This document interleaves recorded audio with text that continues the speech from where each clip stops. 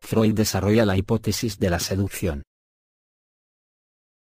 Intrigado por la dirección que tomaban sus investigaciones clínicas, Freud se planteó la pregunta lógica: ¿por qué deberían ser las experiencias y los motivos sexuales el denominador común en los casos que había observado?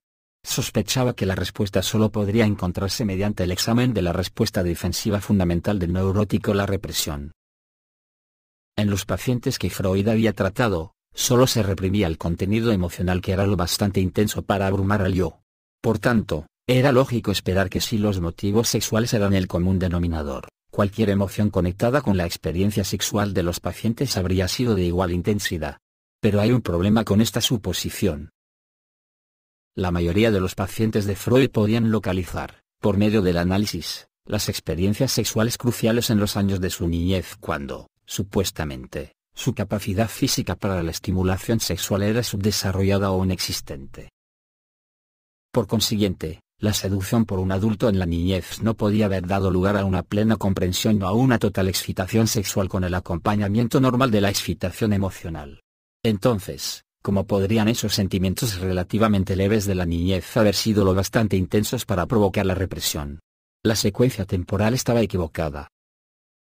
Lógicamente, la secuencia tendría que haber sido, primero, alguna experiencia sexual como una seducción forzada por parte de un adulto, luego, la represión de la experiencia debido a la intensidad del conflicto entre los sentimientos de excitación placentera y los de culpa o angustia, y, por último, el brote de los síntomas neuróticos en representación de los impulsos reprimidos. Sin embargo, si la seducción traumática había tenido lugar en la niñez, como muchos de sus pacientes informaban, esta secuencia era imposible. No podría haber existido en el niño la suficiente excitación o placer sexual para establecer un conflicto bastante intenso para desencadenar la represión en ese momento. Para que hubiera ocurrido la represión tenía que plantearse la secuencia invertida y colocar a la represión al final del proceso. Freud desarrolló la siguiente formulación de la hipótesis de la seducción para explicar todos los casos de neurosis histérica. La experiencia sexual, la seducción, ocurre primero. Luego, se presenta una amnesia de dicha experiencia hasta que en la madurez algún estímulo o situación desencadena por su semejanza el recuerdo del incidente. Por último, ocurre la represión y la formación del síntoma después que se ha alcanzado la madurez. En otras palabras, la neurosis no era un producto de la niñez, sino un proceso que empezó en los primeros años y que se concretó en la madurez. Freud examinó con cuidado la nueva hipótesis. Sabía que, por lo general, un adulto se excita sexualmente cuando alberga fantasías o pensamientos sexuales. Esta excitación física real siempre es más intensa que cualquier recuerdo secundario posterior de la experiencia. Pero si su razonamiento hasta este punto era correcto, una seducción sexual sufrida antes de la madurez física, es decir, antes de los 8 o 10 años, se experimentaría solo como un recuerdo algo desvanecido en los años posteriores de la madurez. Por tanto, se hace necesario suponer que el recuerdo es intensificado por alguna otra fuente de energía. Freud supuso que la fuente de energía era la excitación corporal asociada con la excitación sexual.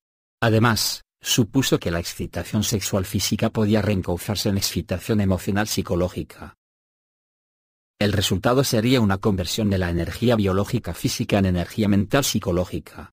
Si dicho proceso fuese posible, entonces la memoria de la experiencia anterior, es decir, la seducción, iniciaría la excitación corporal postergada algunos años después de la experiencia, cuando el individuo hubiese desarrollado la capacidad biológica para presentar la respuesta somática apropiada.